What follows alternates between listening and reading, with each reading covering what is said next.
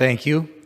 Prior to discussing the current state of immigration law, I'd like to yield some time to my good friend and colleague, Congressman Duffy, who I think is going to address some important issues of Congress tonight, and I hope everybody pays attention because I think, other than perhaps lecturing us on logging and fishing and hunting, this will be his last official speech as a congressman for a few years. So I'm waiting here.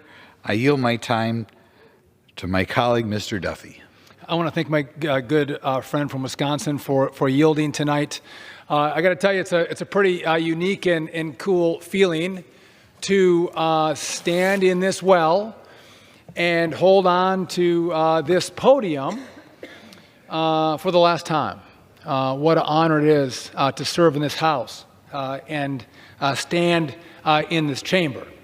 I want to take a moment as I give my last address to the House to thank my constituents who have put so much faith in me that they would give me the opportunity, a guy from small town Wisconsin, from Hayward, Wisconsin, who had a big family and grew up doing lumberjack sports, would give me the opportunity to come here and represent them. And they've done that 5 times over. And I would just note that they have been so kind to me, whether they agreed with me or not, whether I was at a town hall or a Lincoln Day dinner or a dairy breakfast or a parade or a fair, the kindness that has come from my constituents as I've done my best to serve their interests could not fill my heart with greater pride and joy to represent the good people of Wisconsin's 7th Congressional District, which is the central, northern, and western part of our great state. But as many of us will tell you, that I don't think our founders ever envisioned that to come to this chamber, it should be a lifetime sentence. We're supposed to come and be citizen legislators and serve our time and then step aside and let someone else step forward and do the good work. And in news reports, as I've announced that I was going to step aside, people will say that Sean Duffy's seat. Well, I think we should correct that. It is not my seat. It was not my predecessor's seat. It's the people's seat that they get to choose every 2 years. Well, now this is going to be 8 months in. A new congressman to represent them. It is the people's seat. It is not mine. It is theirs. So thank you to the 7th District. I want to say thanks to my fellow colleagues and members of Congress on both sides of the aisle. We get a bad rap in this chamber where people will tell us, you guys are so dysfunctional, you guys can't get along, you guys can't get anything done. And there's some truth to that. There's a lot of bickering, there is a lot of fighting, and yes, sometimes we don't get a lot done. But I'll just tell you this, that people get along a lot better across the aisle than might meet the eye on some of the major news networks. And though it might not be on tax reform or immigration reform, there's a lot of legislation that we work on together, that we try to find bipartisan compromise that can not just pass our committees, but can pass the House and can get our dysfunctional friends in the Senate to actually pick up and pass so we can get to the president's desk. It happens a lot. The chamber, I think, though, is going through some difficult times.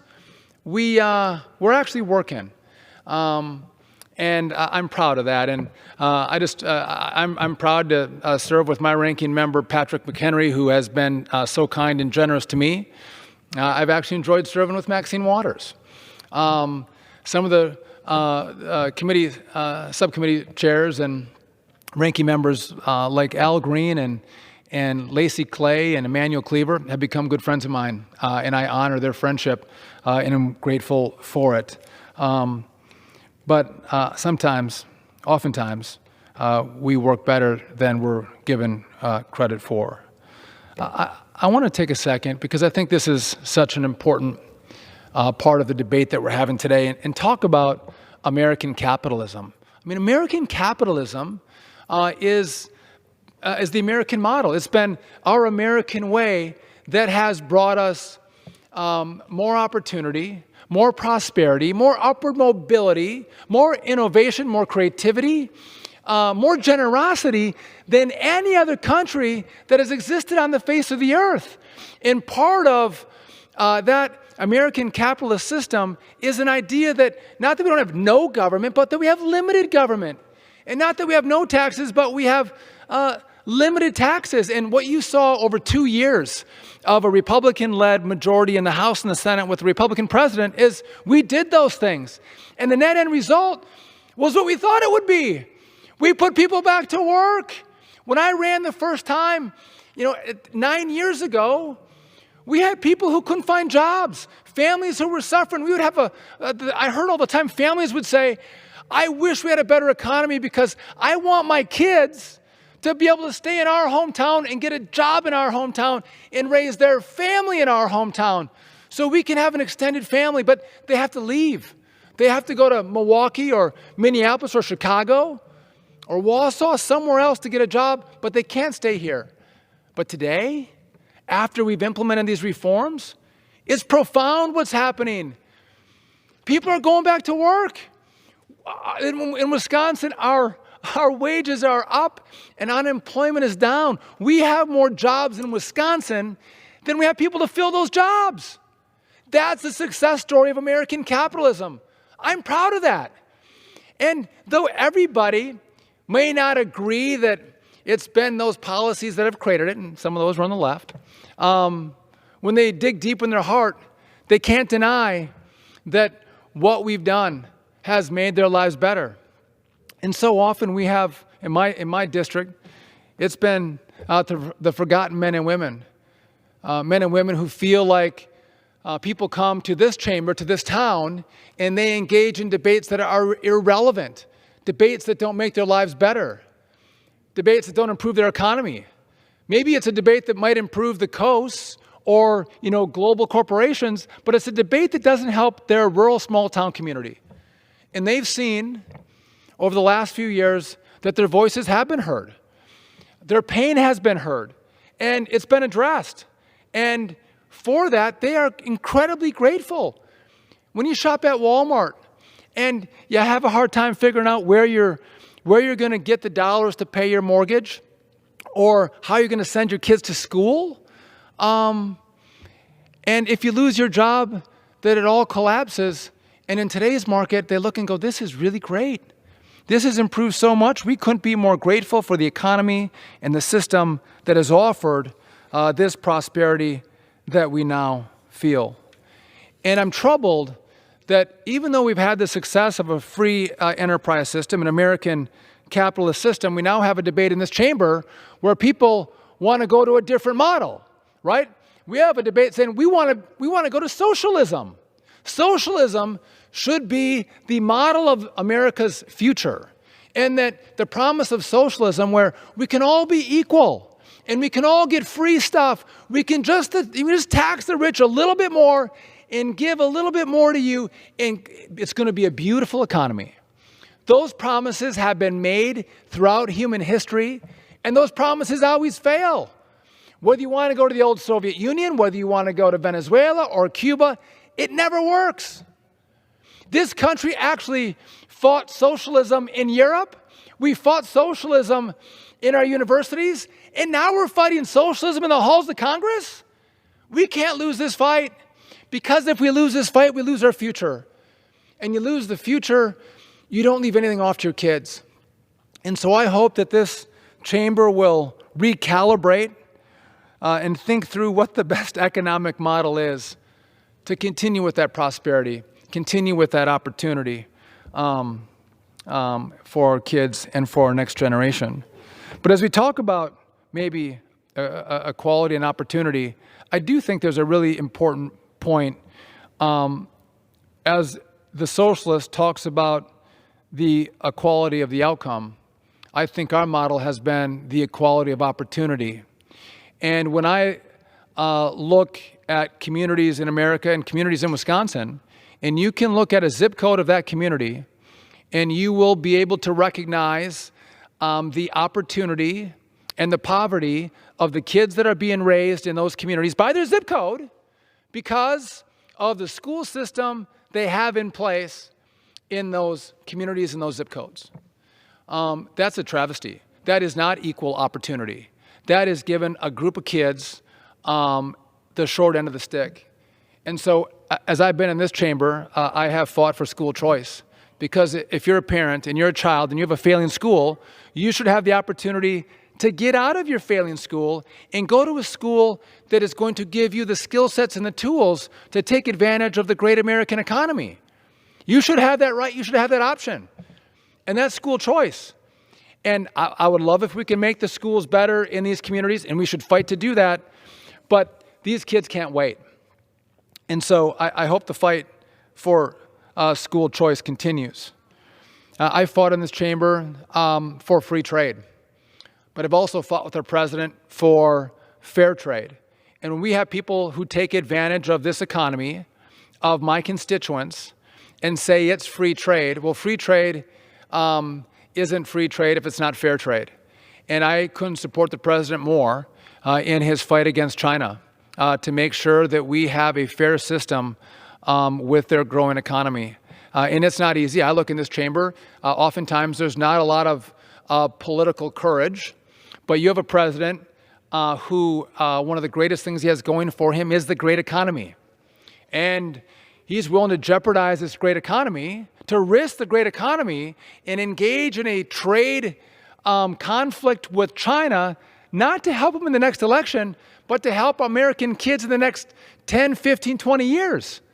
That's what real leaders do. That's what courage is in a leader, and that's what our president has done on this trade fight, risking the economy for the kids and our future to make sure we're still the #1 economy and the #1 military. One of the great issues I'm proud to have fought on is the issue of life. I don't think that there is anyone who is more vulnerable, more voiceless than the unborn. And to have been in this chamber and to have been able to lend my voice to those who don't have one has been an amazing honor.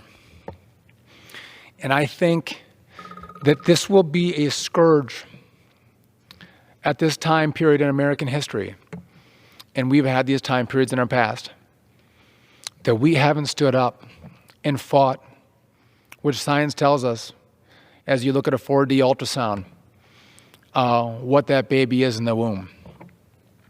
And I am on the right side of history to have fought for the millions of little babies who have lost their lives over the course of the last 40 plus years. And I hope this chamber one day can see that life does begin at conception, that we shouldn't be having a debate about late-term partial birth abortion. We shouldn't be having a debate about how we allowed children to die more comfortably after they're born, that is outrageous. It's frankly disgusting, and that we should get that right. As I close my final remarks from this well, I want to thank my team, any member of Congress, anyone who serves in this institution. I can't do it without great people with them, great people surrounding them, fighting, not with them personally, but fighting on the issues with them. It doesn't work. And over the course of the last 8.5 years, I've had the most remarkable team to serve with me and work with me. And though they have worked for me, they are some of my best friends who have stood with me, and I couldn't be more grateful that they have come into my life and come into my district, in our community, and not just fought so hard with me, but fought so hard for the people that I represent, to make sure their issues are covered, to make sure that their voices were heard, and They help me amplify my constituents' voice. And I want to thank Pete in my district team specifically, and Jesse, or Pete in the DC team, and Jesse in the district team for their endless effort. And my constituents were well served by them, so thank you. And finally,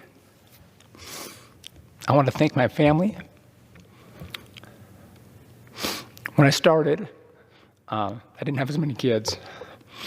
And actually, I have Patrick and Margarita and Mariví and Paloma, who didn't know their father at any point other than as a congressman. But some of my older kids were well aware of what we did before.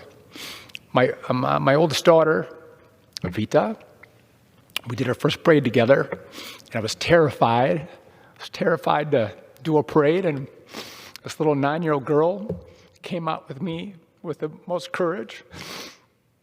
And all of them have stood with me and worked with me and campaigned with me. It has been a family endeavor. And anyone who runs, they know the sacrifice that their families go through. And my family has been great. Going to parades and going to, in Wisconsin, we do dairy breakfast, going to dairy breakfast. And they have been there supporting me and working with me. And I couldn't be more grateful for them. And as their dad comes to Congress 4 days a week, I'm not there as much. And they have supported me through this whole effort, this whole adventure. And a dad can't do that unless he has kids who support him. So to all of them, from Lucia to Evita to Patrick and John Paul and Margarita and Mariví, Mud, how you doing? And Paloma and Jack, I want to thank you all for the support and love you've given me. And finally, I want to thank my wife, who I would not be here without her. When I ran, everyone said I could never make it to this chamber. I could never win. And she was the one who said, no, I think you can.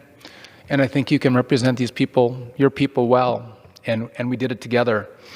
And when I'm here, as every spouse who has someone who comes here, she was the one who held up our house. She was a single mom, and we have 8 kids. She's a single mom with 8 kids. And you have to be incredibly dedicated and devoted and passionate about what we do in this chamber.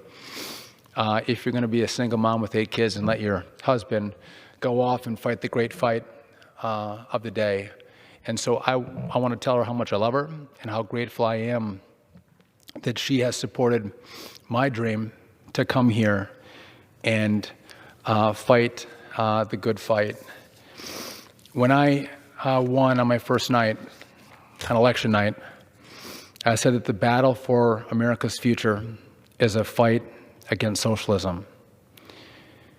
It is a battle to return our nation to the principles that made America different, that made America better, that made America great. I think that couldn't be more true today. And with me and Rachel and my team and my kids, I couldn't be more grateful that they have stood with me to help engage in that fight. So for the final time, as I step out of this well with a grateful and might not be obvious but a happy heart, I want to thank my colleagues for their friendship. I want to thank the great state of Wisconsin for their trust. I want to thank my whole family for their support. And I want to thank God for his blessings and for this opportunity and for the wisdom to know when my time is up. I yield back.